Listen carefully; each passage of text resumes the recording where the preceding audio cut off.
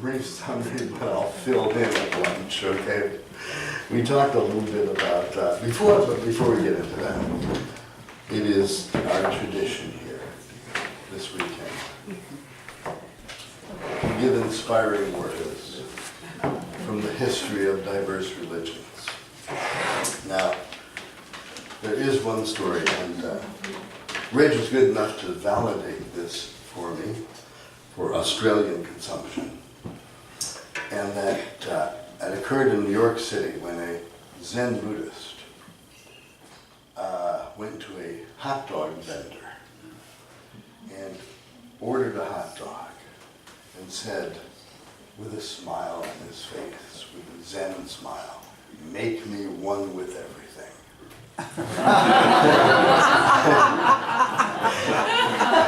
And he gave him a $20 bill. And the vendor piled on the tomato sauce and the mustard and the pickles and the relish and that kind of things, and gave him the hot dog and smiled. And the Buddha said, "Where's my change?"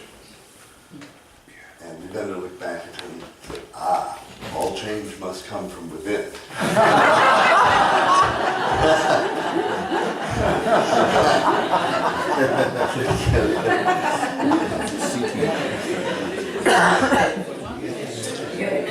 Oh, really? There was, and we, since are there any people who were raised in the Jewish tradition here? Well, we have been quoting from Zen Judaism as well, some great figures.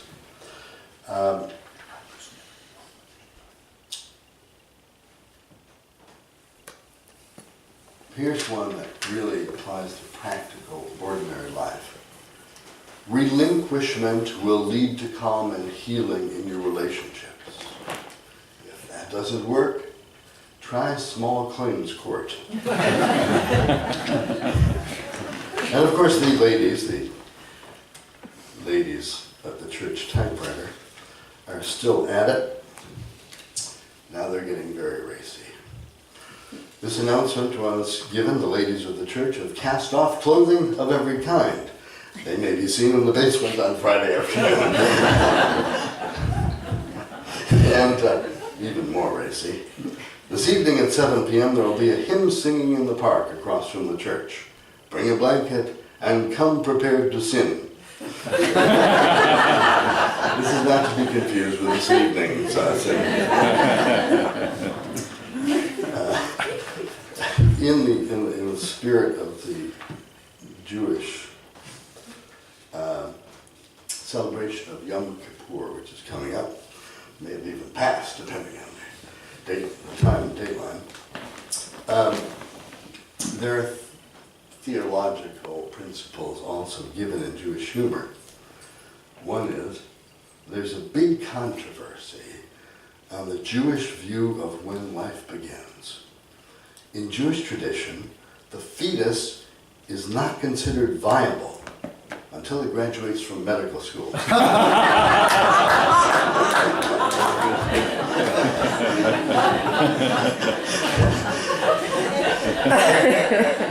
And a commentary on contemporary marriage. Man says, "Someone stole all my credit cards, but I won't be reporting it. The thief spends less than my wife did." And in the spirit of the churches, you know how in some churches, I suppose they have in Australia as well, there are kind of signs outside of the church that tells what the sermons are and things like that. Well, here's somebody take a photo of one in the States. And the sign said, "Evenings at 7 in the parish hall. Monday, Alcoholics Anonymous.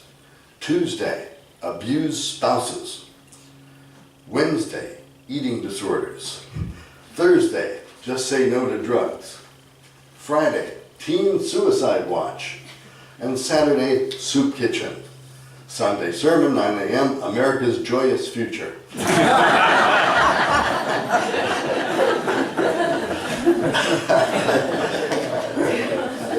I have to tell you, I went to Israel, went to Jerusalem for a drug conference back in the 70s. And there was in Israel at that time, a staunch Baba lover, Kerry Ben Shammai, who single-handedly was trying to get Baba's message out in Israel, had, I think, 2 students. But she was married to one of the most distinguished Jewish theologians in all of Israel, a man who was sufficiently revered that he was in charge of all new words in the Hebrew language. So that when a word came in like internet, they had to be Hebrewized. He was in charge. Rabbinically oriented, but not practicing. So Kerry said, look, I can't, he won't listen to me about Meir Baba. So come over for dinner. And you can tell him, you can, convince him. So I went over, and it happened to be on a Sabbath, so there was no electricity. Taxi wouldn't take me there. I had to walk. And he was a very sweet man, very little man, long gray beard. And we had a very nice dinner, and we chatted. He was very fluent in English. But Kerry was getting anxious. She wanted me to talk, to get him on subject. So she snuck behind him. She said, well, I didn't want to be aggressive about it, and so I said,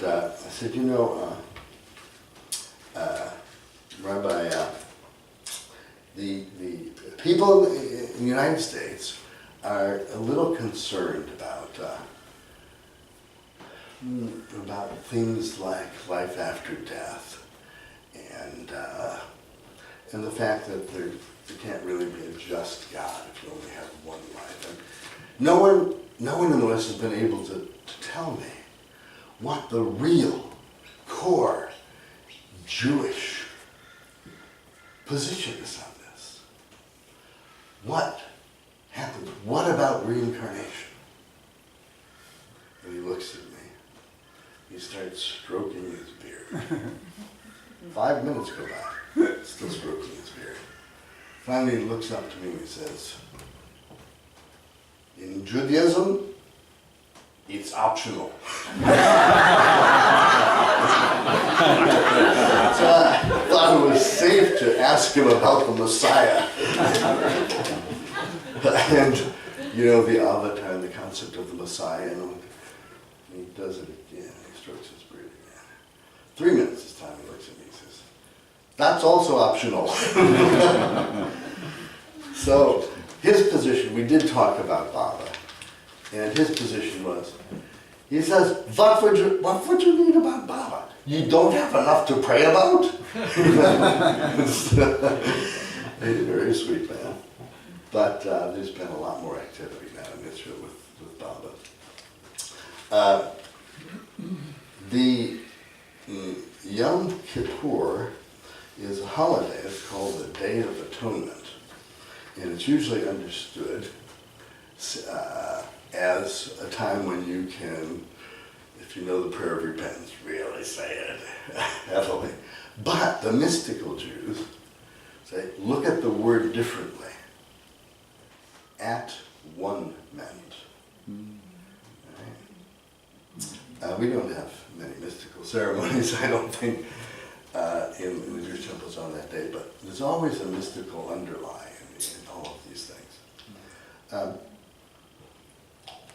All right, back to stuff. Again, my deep thanks to all of you for your participation, whether it was heeding Lee's call for donations or helping to organize, hosting me, keeping my allergies under control,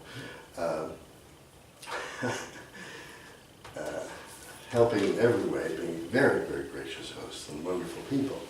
And, I get to talk to a lot of Baba groups around at least the United States and sometimes abroad. And I guarantee this is one of the top groups. You can't feel it, but the vibes are really, really very powerful. very strong, very solid. And I hang out with some pretty nice people in Baba, and you've got to go here. And I hope you appreciate that. You know, you're going to be part of history. You imagine in the future they're going to talk about the early 2000s where this small group of people in this huge continent, famous for innovation, independence, and nonconformity, came together to support on a hill known to few. You know, one of the sacred places that Mayor Baba established to anchor divine energy in the world. Very, very famous. It'll probably give you a name. You know, the Abodians or something like that. And anyway, I think that's really, it's wonderful. It's wonderful. All right. Now, I will continue here, and again, for the anytime a video camera is running, there's a disclaimer. I am the clueless aspirant. You're only getting what I understand at this point. In another few years, I might say different things, so not to worry. So I don't have to worry. And in our next talk, I will prove the utter cluelessness of my inability to have fully understood what Baba was up to and had to be dragged to India when I least expected it. Now, we did yesterday, we told some stories about the early work in, early Baba work in the United States. And I didn't want, we talked about the problem of drugs and how Baba was very explicit and precise about the impossibility of chemicals to be used for spiritual advancement, though for the folks who had had those experiences, not to think that they had been doomed to hell forever. And there was a couple of times, Michael sent me, in fact, a whole piece that Francis had kind of written. And I think he might share it with you, but in Lord Maher, there was a little, when Rick Chapman was there, Francis did a little poem, and it included a reference to LSD. And here was the piece of it. Don't try to hold me up by offering me a trip on LSD. I always travel unencumbered, guided along by love. See? And thought I had him continue the guzzle, which he thought was really quite exquisite. So Francis was really up on this. This is kind of a copy of what Francis had done. And the title was The Little God of Dreams. Nice little couplet. The little God of dreams which dreams sustain is not the God who lives in Lover's Lane. He was really on it. He was on it. All right. So today is going to get all mixed in because everything really is connected. I want to start out with talking about a change in the energy in the world. And this morning, since you're alert and in a good mood, I wanted to talk about suffering a little bit. Okay. Thank you, Jim. Okay, that's good. All right. So there's good news and there's tough news. And then there's good news again. So we'll certainly get to it.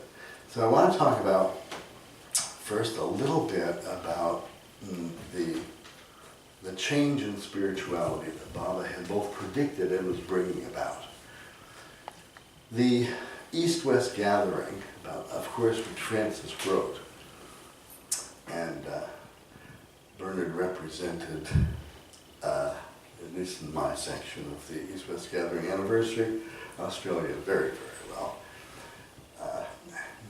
Gave a little talk. Represented a unique part of Mayor Baba's work, and which is sometimes called the East-West Gathering, the most important meeting that had ever happened.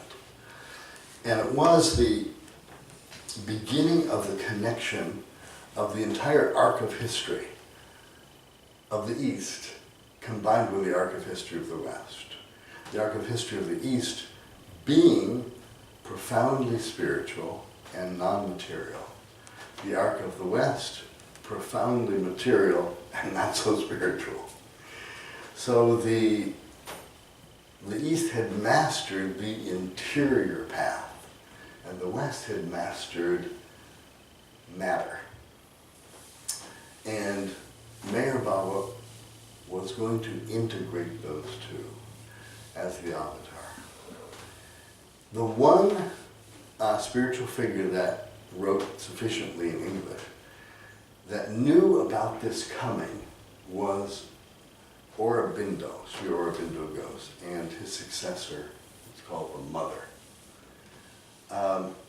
Now, he and Baba were extremely closely linked, although Aurobindo never quite didn't know Baba in the same way that Baba lovers did. But Baba kept an eye on him, and when he died, he pushed him over from the sixth plane.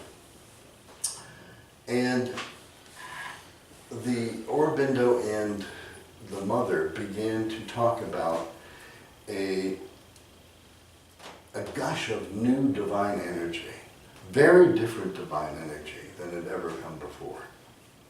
And now we know that Baba had promoted it. And he, almost in the same words, talked about the difference in this energy, and that it was descendant energy, not what had traditionally been ascendant energy. And it was kind of the difference between the Eastern and the Western modality. Spirituality in the past had pretty much been interior. It was to get out of the world and find the real self internally. And if you look at all the practices of Eastern spirituality, it was very much like that. I mean, it was a tradition after you did your householding thing, you got to go to the jungle or the cave or the forest, or study with a guru. And it all had to do with what was inside, that the outside was illusion, which we know is true. But the emphasis was on the internal journey. So the notion was that the energy was to take, if you will, from the earth and move that energy up to God. Now the directions, of course, everything's one thing, but that's a metaphor for it. And that the new energy was quite different. It was descendant.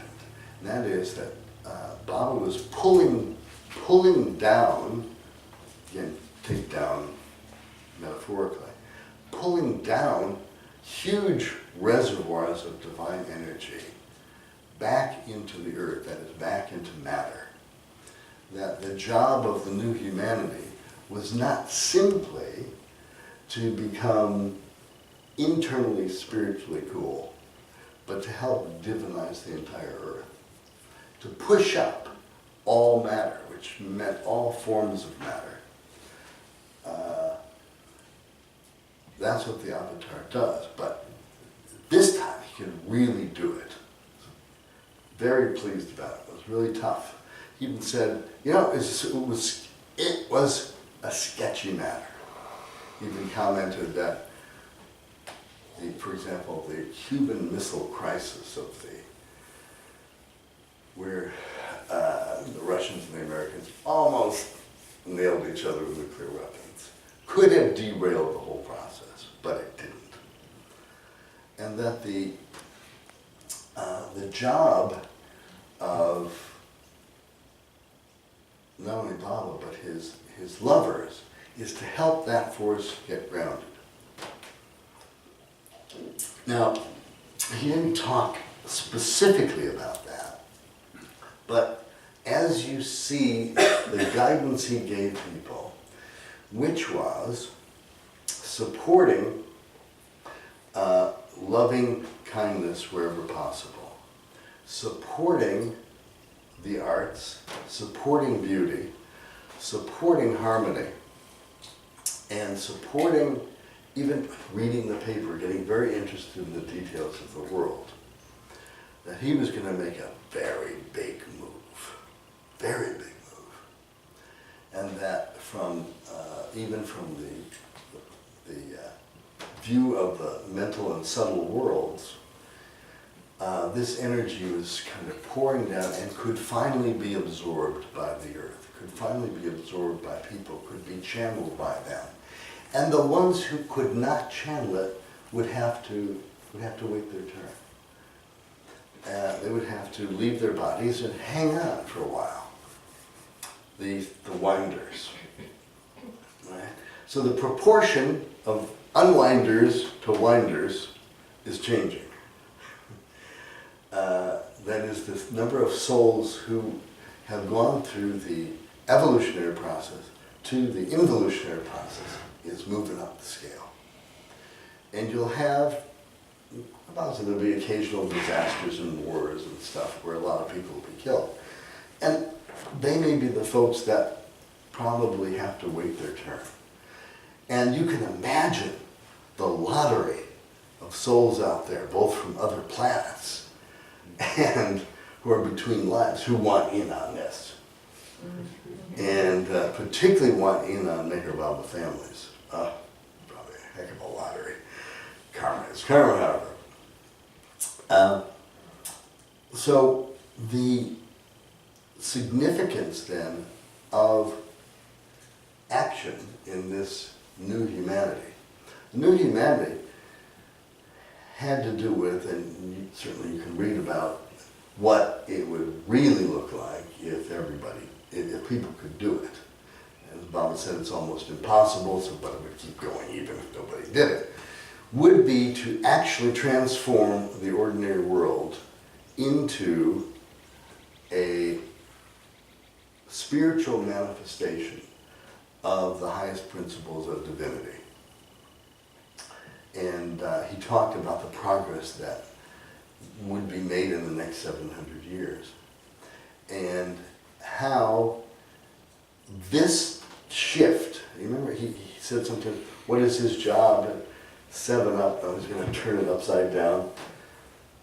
It's like all of Earth's evolution up to this point ended in what he called the Kali Yuga, which was really a bad time on Earth, but is now shifting over. And that force can be kind of perceived in how the world is going. And Baba is using particularly his lovers to channel that new divine force into the world of forms. Remember, to penetrate into the essence of all beings, and to release fragrance of that unity for the benefit of guidance in the world of forms. That was very significant, because he could have ended that sentence, say, just release the fragrance, hey, and for the guidance and benefit of others. He could have just stopped there, but he didn't. In the world of forms. And so that's the new challenge. And it's now the integration of the highest spiritual principles into ordinary life, into elements of life that no good old-time Eastern mystic would have anything to do with.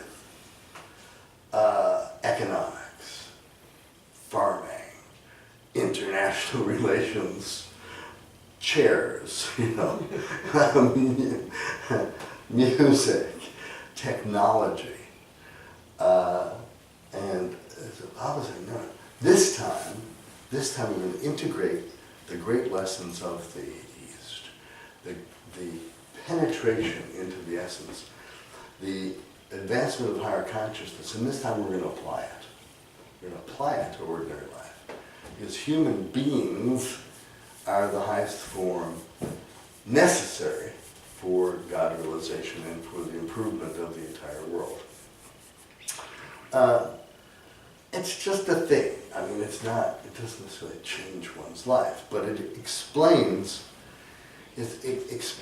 why we have challenges that seem more ordinary than the challenges of the yogi climbing the mountain to see the guru, or simply to overcome one's internal weaknesses.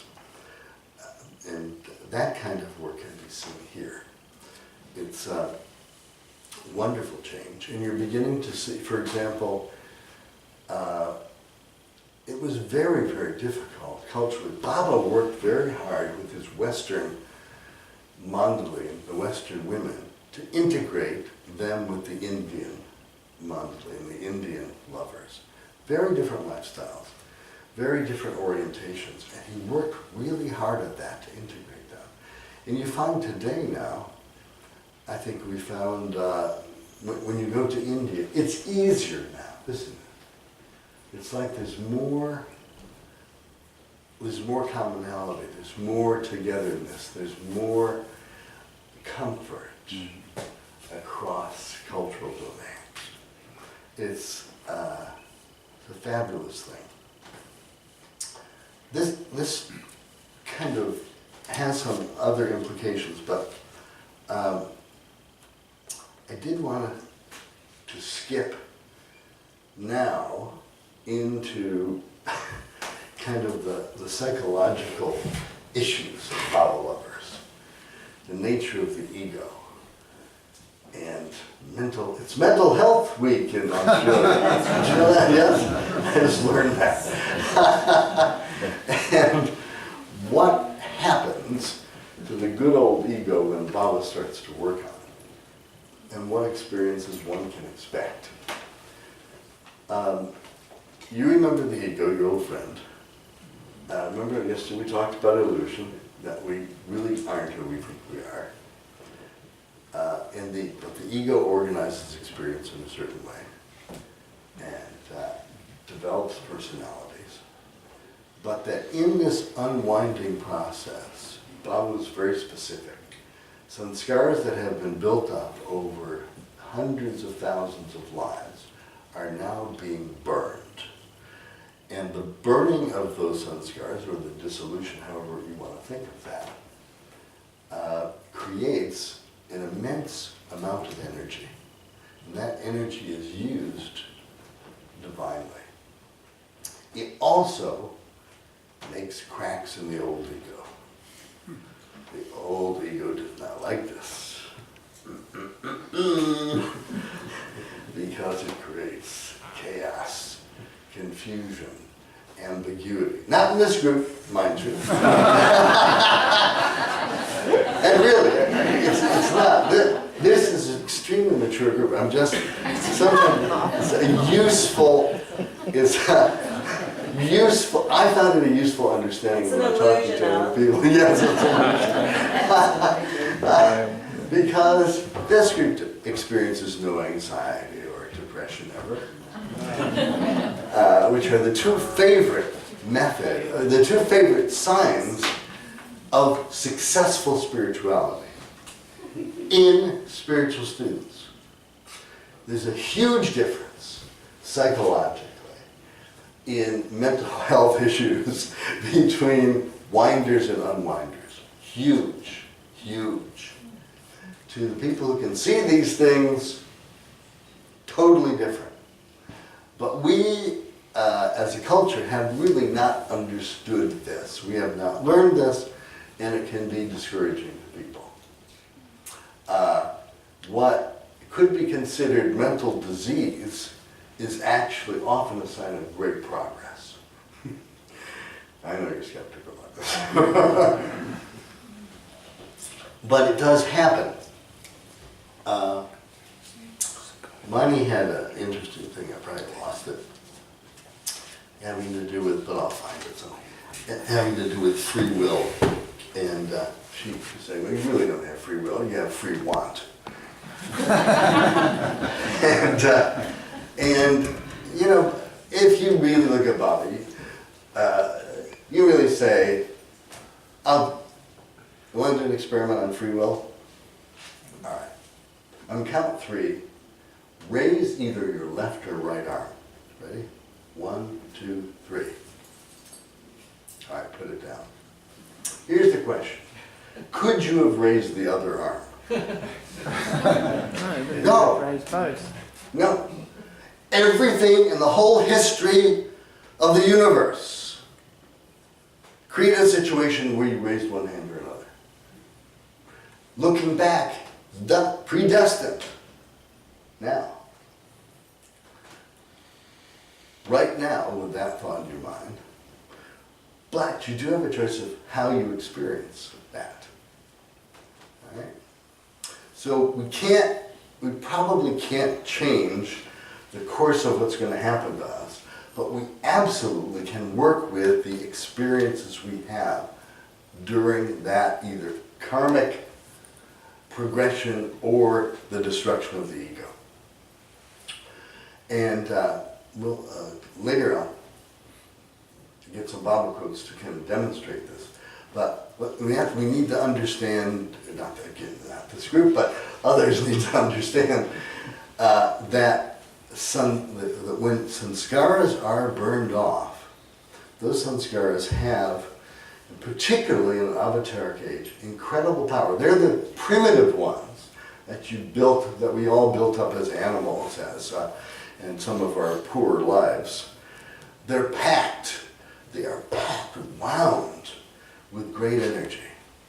And Baba loved to liberate them because it's like a nuclear power unleashed. It's the nature of illusion. Everything is God, everything is divine, even the crap, right? It's a transformation of crap into greater crap. Maybe that's not the best. That's really important. And we have the honor in an avatar period of getting our worst sanskaras out there and burning them off. And you've experienced that, and you've got the benefit of that. Because that's why people can, when you're around them, they don't know it, or the people who are more illumined can see the energy fields around you. Because so much work has been done. Now, from I say psychological with quotes, point of view, there are certain things that happen when you're being successful in burning off these samskaras. One thing is that the ego has to expand. The boundaries have to be cracked. That produces what we might call uncertainty. Now, I would dare say, there have been times in your life, all of our life, that we have felt uncertain about things. Is that fair? Yes, I think it's fair. Fundamentalists are never uncertain about things. The winders are sure of everything. The real psychotics are sure of everything. That's why they're very difficult to treat. You can say, hey, you ever try and treat a paranoid schizophrenic? It's very frustrating. They say, look, I know everything. I know who's after me. I know there's danger everywhere. I know I've got to be aware of toxins in the food. I have total understanding of the world. It's all set. You want me to change? You want me to lose control? No! I mean, they don't say that, but really, that's the deal. The other thing which you would not ordinarily think of is that psychotic depression, I'm not talking about spiritual depression, psychotic depression also has the benefit of explaining everything. I'm crap. The world is crap. Nothing good is going to happen. No matter what comes by, it's going to be terrible. What a relief. There's no uncertainty. And the ego loves that. The ego loves certainty. So in wonders, that's part of the strengthening of the ego over time. Now, you know, the world is mostly winders, so we've got to be compassionate about those conditions, but we have to understand why. Somebody, the psychologists in the old days had the notion of people breaking down. That wasn't really happening. What was happening was their ego was getting a little boundary problem, and the defense mechanisms cut in. Defense mechanism is a defense against the shattering of the ego. All right? So fundamentalists, if you will, or really rigid personalities have the advantage of not having to deal with too much uncertainty. Spiritual students, unwinders, are always dealing with it because the ego keeps getting stretched. And when one is working on oneself, one has to be aware that the ego is kicking back. That's one kind of thing. That's the one thing that happens. The boundaries get stretched in the ego when your sanskaras are burning up, and when Baba's working on you. The second thing that happens is that the uncertainty or the overload of information, the overload of experience can create anxiety. Anxiety is very interesting. For the winder, anxiety has to do with the fear that the ego is going to be bounced around, that the ego is going to be unconnected, that the uncertainty is going to turn into something bad. The fear of death is a perfect example. Everybody, well, at least winders, fear death. Why? Have they ever been dead and had a bad experience before? No. They don't. People don't really. They're not scared of dying. They're scared of their ego being gone. That's what they're scared of. Right? They're going to lose control. They don't care if their body rots. They're going to lose control. They die, they think. They're quite surprised after they die, however, they haven't gotten rid of it. Now, in spiritual students, that anxiety can be just as profound, but it has a totally different function. And it has to do with the successful pushing of the boundaries of the ego. It is where the ego is kind of fighting back a little bit, saying, hey, you're going too far. Baba, hey, all right, enough. You're pushing me too far here. And I'm not sure what's happening. It is a state that Baba used to create time and time again with his bandhava. And if the situation was too stable, he'd tell two of his lovers totally opposite things to do, right? And, you know, in a state of real nervousness. But it was his way of shaking up and releasing some of the sanskaras. The least understood, from our ordinary psychological point of view, condition of successful spiritual advancement is depression.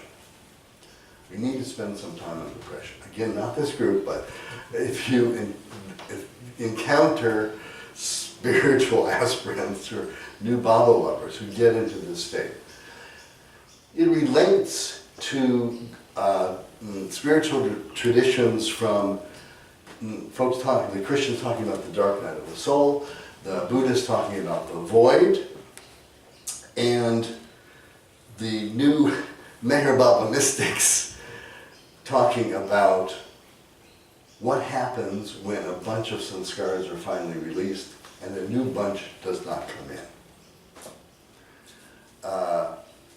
This produces often a period of a sense of detachment, a sense of not caring about anything, which converts into what the ego will interpret as depression. And that means physical fatigue. It means you got to go to the low self-esteem group. It seems that one is not making any spiritual progress. It seems like there's a plateau. Now, since Australians never stop moving forward, this may seem a foreign concept, but it is well known in the mystical literature and is a totally different state than ordinary depression in what we would call winders or in the evolutionary. In the involutionary state, you can bet that there'll be peaks and valleys of where, for example, samskaras will grab you and you're on some kind of thing, right? And you're really engaged. And then there'll be times when you're not engaged. And you even ask I counsel lots of Baba lovers. This is very, very common. I don't feel I'm making any progress. I don't feel I'm doing anything. I don't feel love for Baba. Yes, I know he's God, but I don't feel it. I don't feel it really. I've lost contact. There's very often that kind of what would be interpreted as discouraging experience. It is a sign of great success. You have worked through, you have burned off a set of bindings that has released a much greater reservoir of A, personal energy, but B, the capability of moving consciousness to a more receptive state. In the new humanity, spiritual progress is measured by the amount of divine force you can process. Spiritual progress is measured by the amount of divine force you can process. Remember, Baba's not terribly concerned with your status on the plains. I have predicted most of you are on the plains. And he's not going to change his technique of veiling everybody. It's too darned effective. He can guarantee that you're not going to be stuck for lifetimes on creating planets or things like that. Which, illusion is illusion. Fourth lady, create a planet. So, it's kind of like on the internet, He's got a pretty high point of view on this. So, he's going to continue working through veiled souls. I suppose that could change, but I don't expect to see it. And what he's doing is he's upping the force. And if descendant spirituality is happening, it requires channels into the earth. Now this is not such a bizarre notion. Baba talked, remember when Baba in the 30s, he sent Mandalay out to find the perfect boy in England. This bizarre kind of thing. They never found the perfect boy. But in looking for the perfect boy, connections were made with people in England and the geographical land mass itself that enabled cables, and Baba even used that word, cables of energy to be set up. Baba did not, as far as I know, he used the physics and the laws of creation. So he had to use what was there. He had to make those cables. He did the same with America. And he did when he came to Australia. It was much more than just him showing up in Australia just to charge up some new Baba lovers and help economic development on Keel Mountain here. No, it had to do with the networks that were set up in the subtle world between India, Australia, and the rest of the world, where this divine force could be processed. So, sometimes in the worst periods of Baba lovers' time, and we'll get to the ordinary suffering in a minute, what seems like a bad time is really a great time. And when we go back, you take this model and go back and look what Baba said to how you should approach things, how we all should react. It was always on resignation to his will, him guaranteeing that whatever happened to you was good for you, right? To try to be cheerful, even if you weren't cheerful, to fake it. Smile, even. I feel nothing, but hi there. Yeah, good. Let me give you a hug. You know?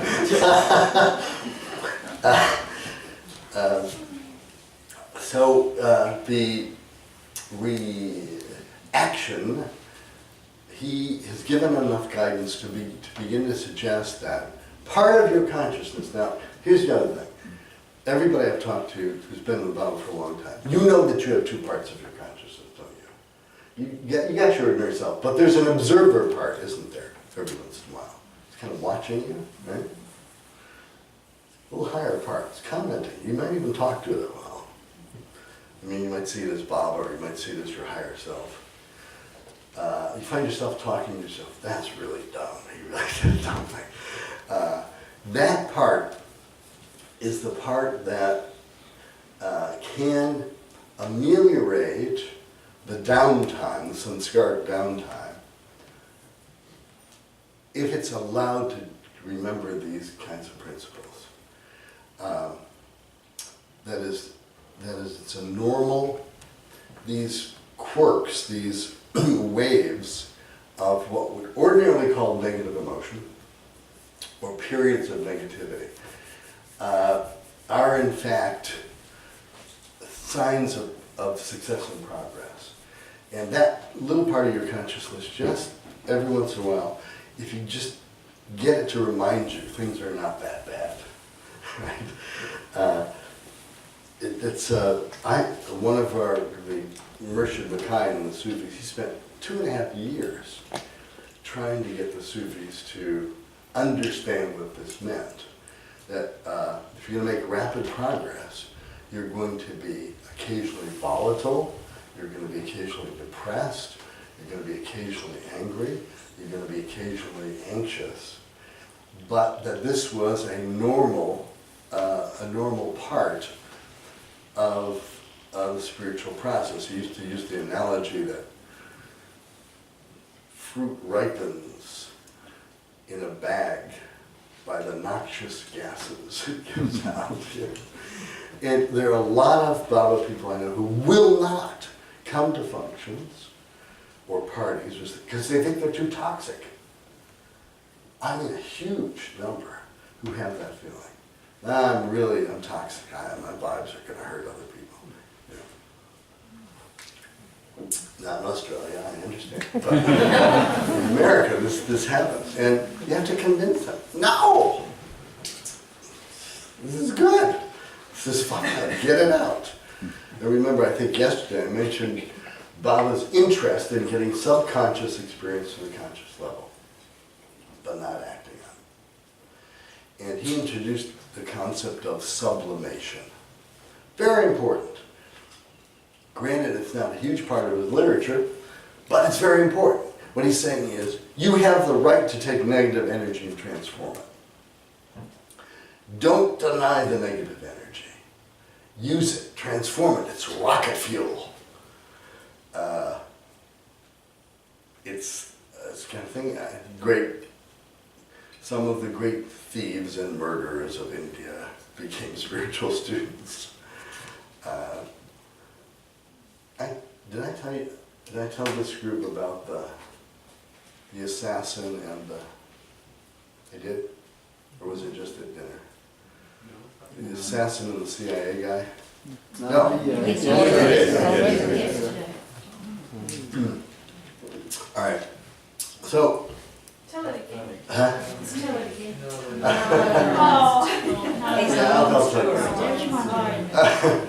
Don't worry. Well, it was a story that a very, very devoted Tibetan Buddhist was one of the top assassins for hire in the world.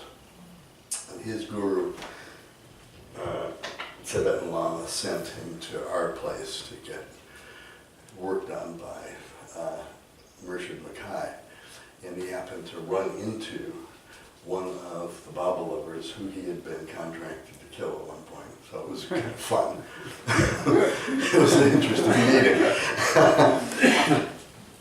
Just a lie, but they were nice to each other. Okay, so the psychology of the spiritual path then is very different from ordinary psychology.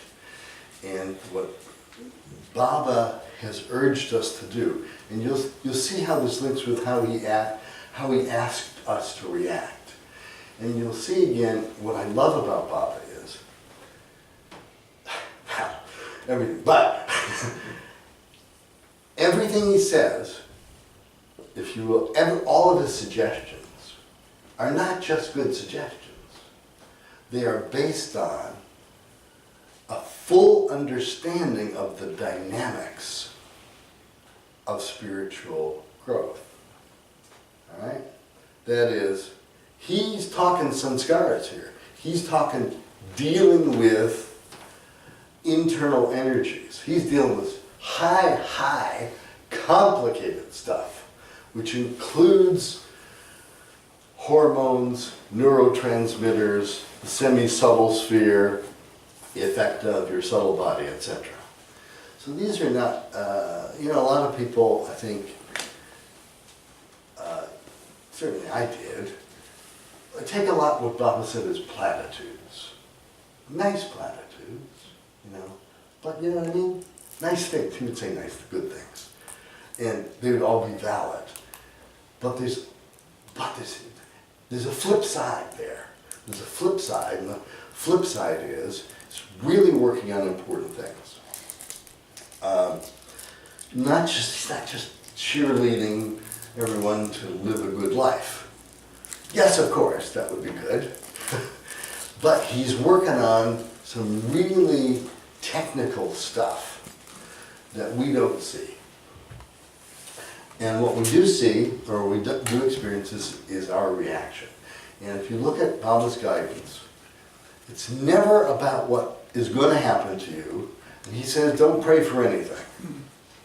Let me work it out for you guys. And that the avatar takes personal responsibility for this. As a creator, it's not difficult to take responsibility, but it's set, and that's the relationship of if you're on the path of the avatar, you got guaranteed that you're going to experience what you need to. Doesn't mean it's going to be easy. Lee, how long did we go? Do you remember? It's so interesting. I've lost track. No, I know, but it's. What is this? Are we going to 12? What is the time? Huh? It's 25 to 12. And we're supposed to end at 12? Is that right? David, what's the schedule? When do we stop? I'll go and check the program. 12 noon. It's 12 noon. 12? All right, whatever. I mean, David, you know. David, It's 12 noon. 12:15. Okay. We got time. We can have questions and discussions after lunch or tea. But the path of the avatar is very unique in that regard. Under most other systems of spiritual development, there is, the guru is more an inspirational figure and a guide and a teacher, where the student really has to make supreme efforts to progress. With Meher Baba, he just sets everything to the situations that will lead to the highest progress. Not necessarily the best feeling. I, just to set a tone for it a little bit this afternoon, my favorite, I'll read you, I'm going to save a Francis poem that I love for after lunch. But this was a stunner. When I ran across the letter that the early Mandali in Nasik wrote to Baba. They wrote him a petition. They all signed it. Here's the text. He said, "Staying with you is nothing but harassment. Life is so full of hardships now. There is no other thought in our minds and hearts except death. We look happy to others. We eat and drink with everyone who comes. But who sees the dagger piercing our hearts?" Letter of great complaint. I hear Baba's reply, classic, wonderful. But gives us a lot of perspective. And these are the people closer to him. He says, "It is my grace. This is my real mercy, which descends on a very, very select few. These are my friends. They are my lovers to whom I give the gift of sorrow and distress. It is a gift much greater than gold, of incalculable value, and not given to all. This gift is only for my beloved children. We masters can grant a world of gold or happiness and prosperity to others by our blessings, but this rare and great gift of privations, troubles, and suffering is destined for only a few. So don't be anxious." He's talking about anxiety. "Remember that I love most those whose hearts I pierce, and who, though their hearts are wounded, stay with me and stick to me through thick and thin. Were I to use my dagger on outsiders, they would not dare approach me. I keep them happy with praise and encouragement, so that they may be in my contact and gradually be fit to bow down to me in the real sense of the word. For my friends, I kill them. And it is my highest mercy on them. What is my mercy? What is my grace? It is your trouble and harassment." We have a copy of that. I love it. I think the LA group made a poster out of it. Yes. And the title of their poster was, "So You Think Your Life is Full of Hardship and Suffering."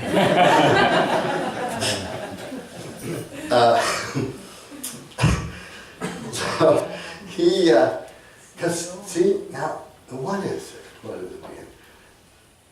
We understand on one level, right? But what's the script behind the script? The script behind the script is the destruction of the ego made up of lifetimes of sanskaras. And the gift is the unleashing of these sanskaras. So he's saying basically here the same thing as the advice he gives to ordinary lovers. Yes, you've got trouble and suffering. You think of only death. But keep smiling. Right? This is really good for you. And it's not good for you because it's attached or it keeps you in the ashram because you're so screwed up you can't function in the world. But it is doing exactly what the real perfect masters do. It is unleashing those sanskaric forces. So he, in the training of the Mandalay, they did not have an easy life, especially in the early days, before they came in contact with us Westerners who calmed them down.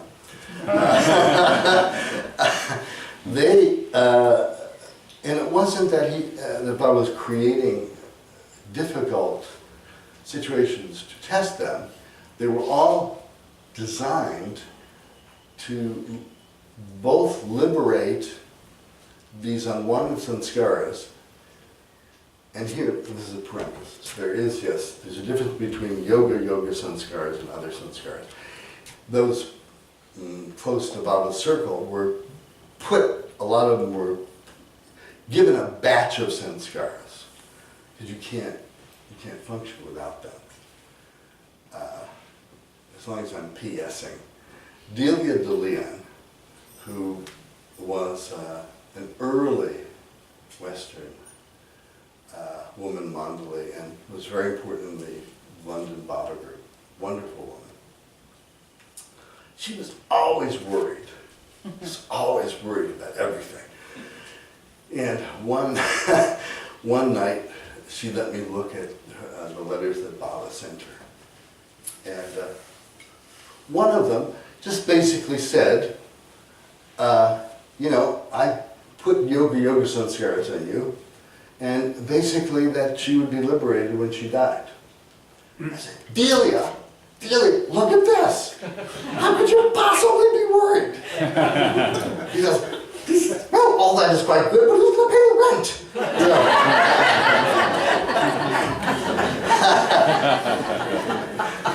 So I just don't mean to say that those in Baba's circle were not already spiritually advanced, but that's still. Now that also was training for obedience. Obviously, that was a big part of it, so that they would do what he said to do.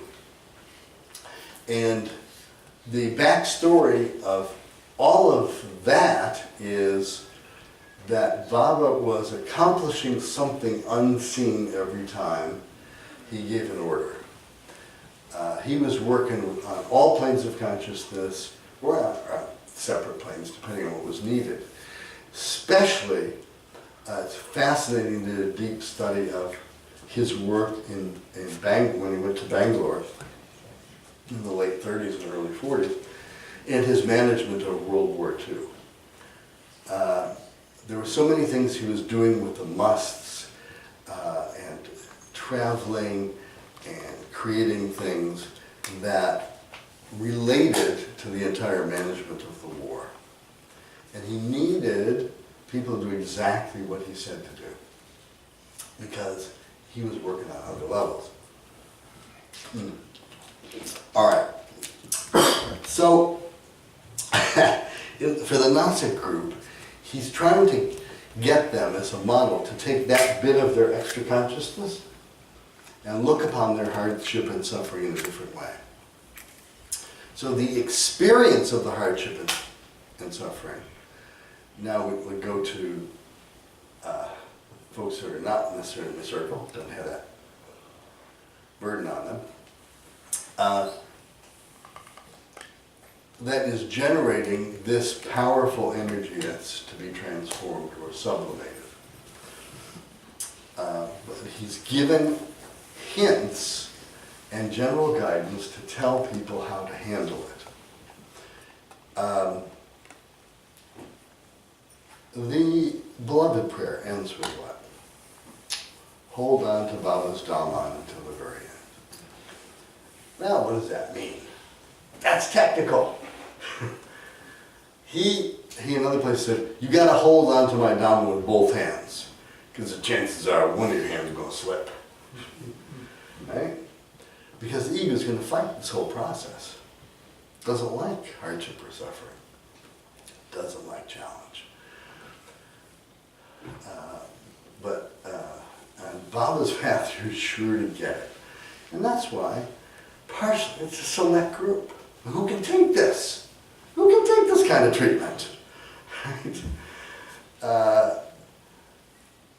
Now that is shifting a little bit. And this group, for example, is a good example of how it shifted. This is my prediction. And that is probably most of the really tough times are behind you. But that has been the process whereby the energy has been liberated for Baba work. And that is for helping in the implementation of the new humanity. Okay? So you've got conditions of people who are going, Baba folks who are going through the process of being reconstituted or rewired. Here I have to talk about, I mentioned the role of, maybe I didn't, of physical illness as being another marker of successful spiritual progress. This goes completely, is opposite to what ordinary Western thinking is.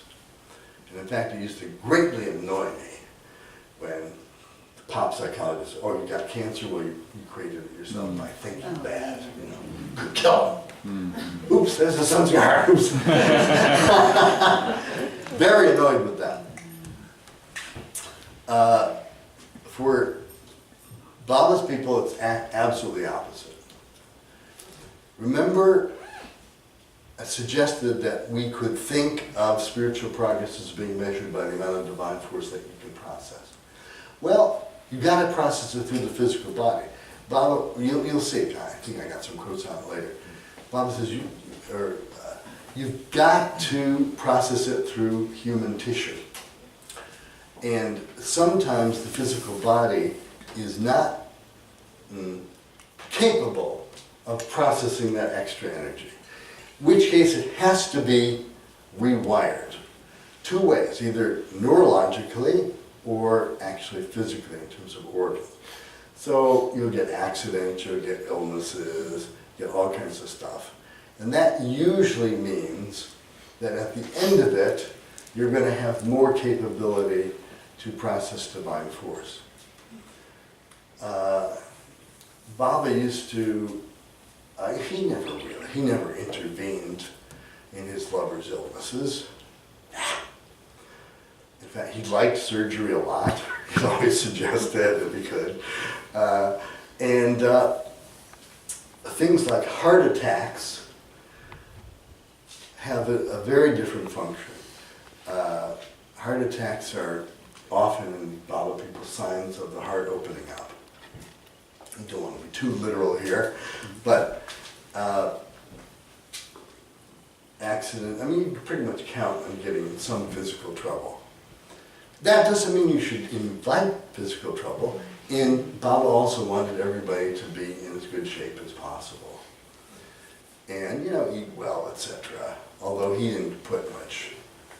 He said once, it's much more important what comes out of your mouth than what goes into it, from a spiritual point of view. Nonetheless, the interpretation of ordinary population is, oh my God, I must have done something wrong.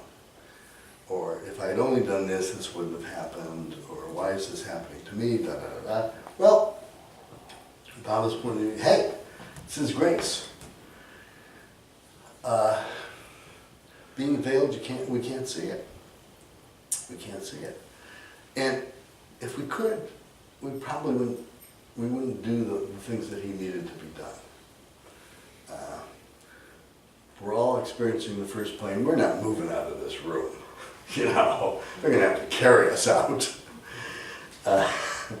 We wouldn't be able to do it. So, the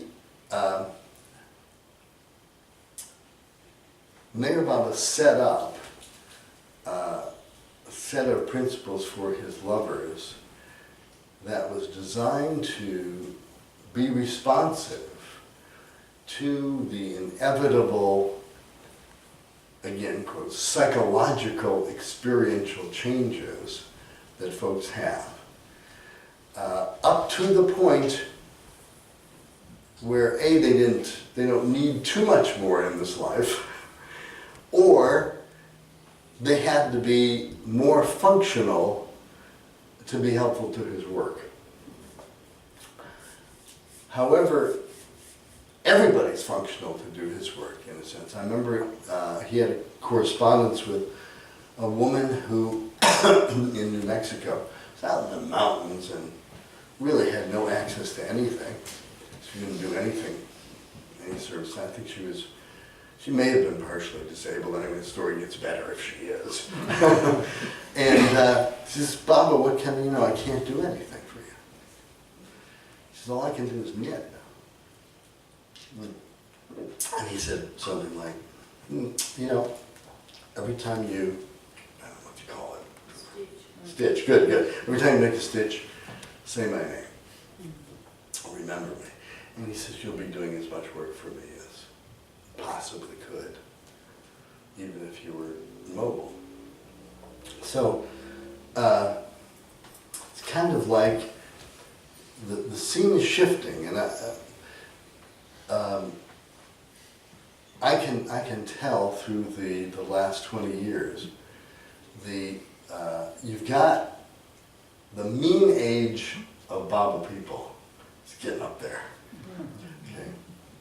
So there's a seasoned group, and the seasoned group handles negative experience better and better, and are, if you will, prepared to be channels and workers consciously for the cause. The newer generation still has not worked through as much of these individual kinds of growth patterns. And particularly the young adults now. There's a lot of problems with the Baba kids, young adults. And it's part of that process, part of shaking up the ego and getting the maturity of experience. So what we'll do, since we don't want to suffer through lunch, we'll go a little deeper into it, and I'll tell one of my coolest aspirin stories, and we will explore what Baba says about these kinds of things, and how he suggests we transcend, we accept the suffering, we understand the function of anxiety and depression and illness, and then move on to help create a new humanity, even though it's illusory. All right, let's do that. Jai Baba. Jai Baba.